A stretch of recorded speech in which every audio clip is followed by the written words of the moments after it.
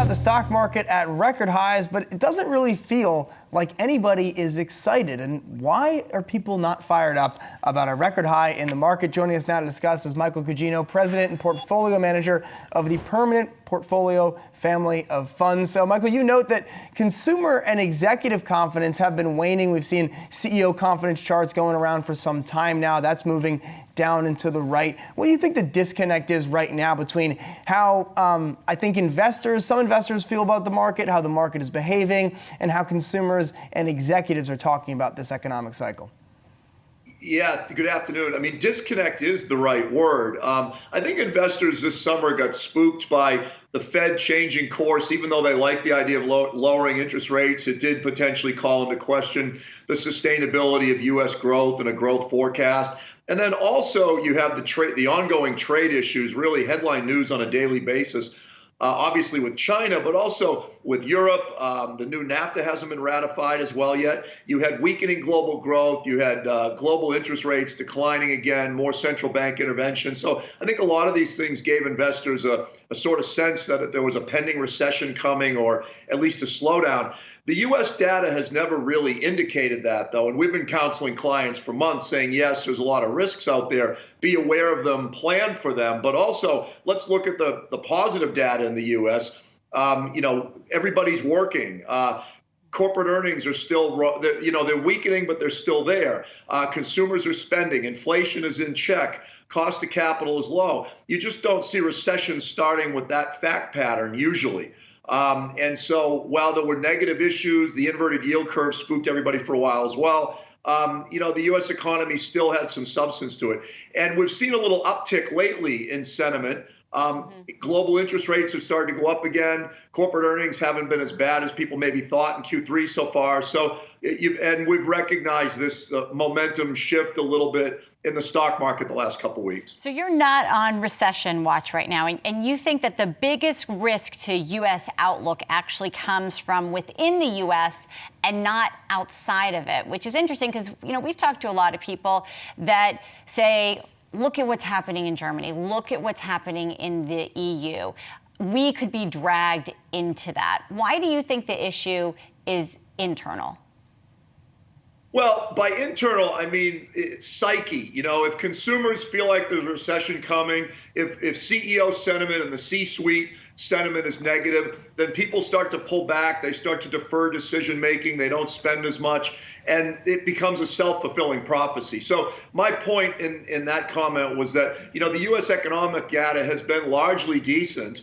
But if people's psyche starts to shift, then it can be self-fulfilling, and we could actually have a slowdown. Look, I'm an optimist, but I also run a conservative, hedge your bets kind of multi-asset fund. So we're positive on the U.S. long term. We're positive on growth. We're optimists, but we're also planning for defensive situations and diversifying our bets and hedging our bets in case something goes wrong. We don't believe people can really predict the future that well. And so we want to have hedges built in for a portion of your capital that account for the unknown, that account for the surprise out of left field, that maybe can help to protect you if some of those issues come to pass. We're not saying there's not risks out there. There certainly are. I mentioned them, you mentioned them.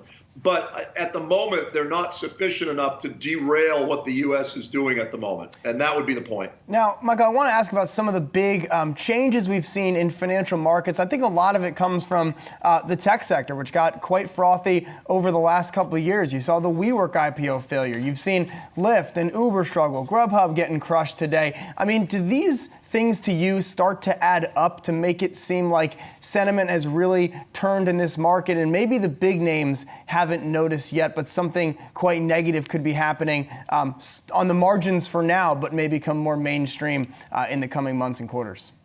Well, definitely in technology, even well-performing software stocks, for example, have had a big sell-off in the last month or so. You mentioned a lot of sort of weaker names, weaker balance sheets, companies that maybe aren't quite as profitable. Those are the first to really lose it if you do have a change in sentiment or a correction in the stock market. So I wouldn't take that lightly, but it certainly is not all stocks. And there are some that are well-performing, well-capitalized, that have really organic growing businesses. I mean, you look at something like a Facebook or a Google, some of these companies are still making cash money every quarter. Grubhub, not quite as much. There's some others. Then there's some that haven't been profitable yet, but have good revenue growth and good dynamics over the long term that got hit. Twilio would be an example of that.